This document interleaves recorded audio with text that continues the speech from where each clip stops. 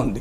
ఈ పరిస్థితుల్ని మారితే మాత్రం BJP challenge ఎదుర్కొంటాయి sir. Bharatiya Janata party ఎదుగుతోంది అనేది గణాంకాలను బట్టి చూస్తే తెలుస్తుంది, ఎవరికైనా అర్థమవుతుంది పెరుగుతోంది ఎదుగుతోంది అని చెప్పి.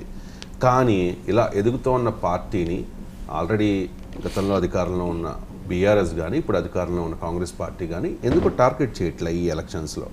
బలం లేదనుకుంటూ ఉన్నారా, లేకపోతే భారతీయ జనతా పార్టీ తనకు ఆ పార్టీలకు ప్రత్యర్థి కాదనుకుంటున్నారా, లేకపోతే ఏదైనా భయపడుతున్నారా? అంటే ఇప్పుడు దేశవ్యాప్తంగా ఉన్న సోకాల్డ్ సెక్యులర్ పార్టీస్, సోకాల్డ్ ఎందుకంటున్నా అంటే రోజు లౌకిక మంత్రం జపిస్తారు కానీ లౌకిక వాదం కొరకు బలంగా నిలబడరు, అందుకే సోకాల్డ్ అంటున్నా. సోకాల్డ్ సెక్యులర్ పార్టీస్కి ఉండేటువంటి ఒక బలహీనత గ్రామ్సే అని సామాజిక శాస్త్రవేత్త అంటాడు.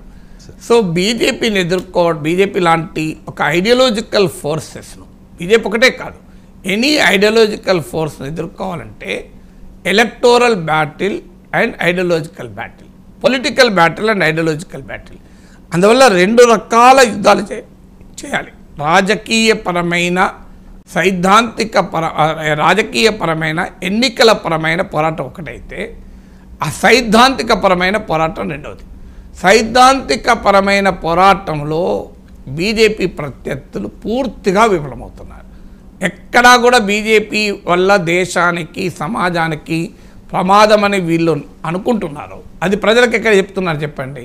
నీకు ప్రజలకు మోడీ వల్ల బీజేపీ వల్ల లాభం జరుగుతుందని నమ్ముతున్నప్పుడు ప్రజలు ఓట్లు లేకుండా ఎందుకు ఊరుకుంటారు? నువ్వు చెప్పగలగాలి కదా. ప్రత్యర్థులు ఏది నష్టమో చెప్పలేకపోతున్నారు కదా. సో అందువల్ల ఎలక్టోరల్గా పొలిటికల్గా బీజేపీని ఓడించాలి అనే తపన ఉండొచ్చేమో కానీ ఐడియాలజికల్గా ఓడించాలన్న తపన కనబడలేదు. ఒక వామపక్షాల్లో ఆ తపన ఉన్నా ఆ వామపక్షాల్లో నాయకత్వంలో ఉన్నటువంటి బలహీనతలు, వారి పార్టీ స్ట్రక్చర్లు, వాళ్ళు తొందరగా నిర్ణయాలు తీసుకోలేరు, క్రియేటివ్గా అందుకోలేరు, ఆధునిక మీడియాకు దూరము, ఇలాంటి రకరకాల లోపాల వల్ల వాళ్ళు ఏమీ చేయలేకపోతున్నారు. దానివల్ల మీకు బీజేపీకి తిరుగులేని పవర్గా ఉండటానికి కారణం ఇది. ఇక్కడ కూడా తెలంగాణలో కూడా జరుగుతున్నదే. బీజేపీ ఎదగడము ఎదగకపోవడంతో సంబంధం లేదు. దేశవ్యాపితంగా బీజేపీ ప్రత్యర్థులకున్న నేచురల్ వీక్నెస్, సహజ బలహీనత తెలంగాణలో కూడా కనబడుతుంది. అందుకే కాంగ్రెస్ కానీ బీఆర్ఎస్ కానీ ఎక్కడా బీజేపీతో ఐడియాలజికల్ ఫైట్ లేదు, పొలిటికల్ ఫైట్ ఉంది, ఎలక్టోరల్ ఫైట్ ఉంది. దానికి తేడా ఏంటంటే బీజేపీ ఐడియాలజికల్, ఇప్పుడు బీజేపీ వస్తే రాజ్యాంగాన్ని మార్చేస్తామంటూ కొంతమంది మాట్లాడుతున్నారు. సో బీజేపీకి రాజ్యాంగానికి, ప్రస్తుత రాజ్యాంగానికి, భారతీయ జనతా పార్టీ సైద్ధాంతిక స్వభావానికి ఏంటి అని ఇంతవరకు బీఆర్ఎస్ ఒక 1000 మందితో మీటింగ్ పెట్టి చెప్పుకున్నదా? బీఆర్ఎస్ తన పార్టీ కార్యకర్తలు మీటింగ్ పెట్టని ఒక క్లాస్ చెప్పుకున్నారు ఇంతవరకు? కాంగ్రెస్ పార్టీ ఒక 1000 మంది తన కార్యకర్తల్ని పెట్టి చెప్పుకున్నారా? ఇక రెండవది ఏంటంటే కాంప్రమైజింగ్ పాలిటిక్స్. అంటే ఎక్కడైనా అవకాశం వస్తే బీజేపీతో కూడా కలిసి ప్రత్యక్షంగానో పరోక్షంగానో ఓ సీటు గెలుచుకోవచ్చు, 2 సీట్లు గెలుచుకోవచ్చు అనేటువంటి లాలూచి రాజకీయాలు, ఇలా కాంప్రమైజింగ్ పాలిటిక్స్ ఈ పార్టీలు అనుసరించడం అనేది రెండో కారణం. మీరు దేశమంతటా చూస్తున్నాం. ప్రాంతీయ పార్టీలు ఇప్పుడు బీజేపీని తిట్టిన తెలుగుదేశం పార్టీ ఇప్పుడు ఎక్కడుంది? పొగుడుతలేదా మోడీని? సో అందువల్ల జేడీఎస్ ఎక్కడుంది?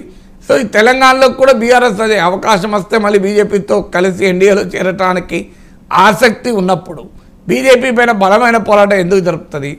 మూడోది నాయకత్వానికి ఉండే కమిట్మెంట్. సో ఆ బీఆర్ఎస్లోనైనా కాంగ్రెస్లోనైనా నాయకత్వానికి ఒక ఐడియాలజికల్ కమిట్మెంట్ కన్నా కూడా పర్సనల్ ఎజెండాస్ బలంగా ఉంటాయి. నేను ఎంపీగా గెలవాలి, నేను ఎమ్మెల్యేగా గెలవాలి, నేను సీఎంగా ఉండాలి, నా ప్రభుత్వం ఉండాలి, ఈ గోలనే ఎక్కువ ఉంటుంది.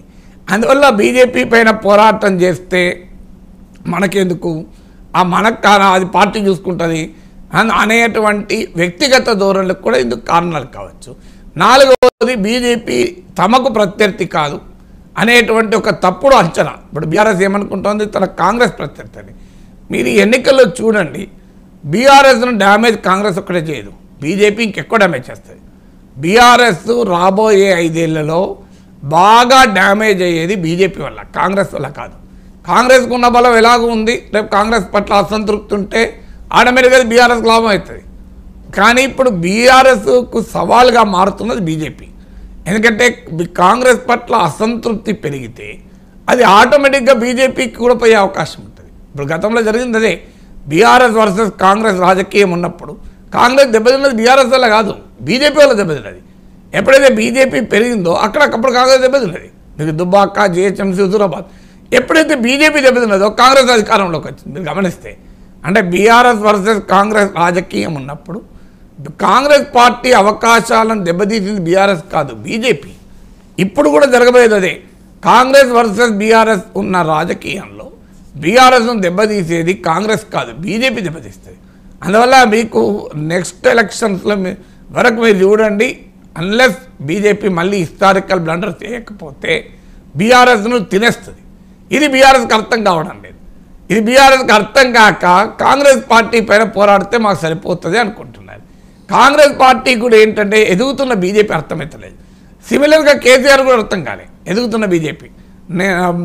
ఎదుగుతున్న బీజేపీ అర్థం కాక తన ప్రత్యర్థి కాంగ్రెసే అనుకొని కాంగ్రెస్ లేకుండా చేస్తే పని అయిపోతుంది అనుకుంటే ఏం జరిగింది, కాంగ్రెస్ దెబ్బతిన్న కొద్దీ బీజేపీ పుంజుకుంది. ఇప్పుడు కూడా కాంగ్రెస్ అలాగే అనుకుంటుంది, మేము బీఆర్ఎస్ని చావు దెబ్బతింటే మాకు తిరుగుండదు అని. అంటే ఆ రోజు కేసీఆర్ చేసిన తప్పు ఇప్పుడు కాంగ్రెస్ చేస్తుంది తెలంగాణలో. ఇక అయిపోయా కేసీఆర్ సంగతి చూస్తే అయిపోతుంది అని ఇంకా రోజు బీఆర్ఎస్ని అటాక్ చేస్తుంది.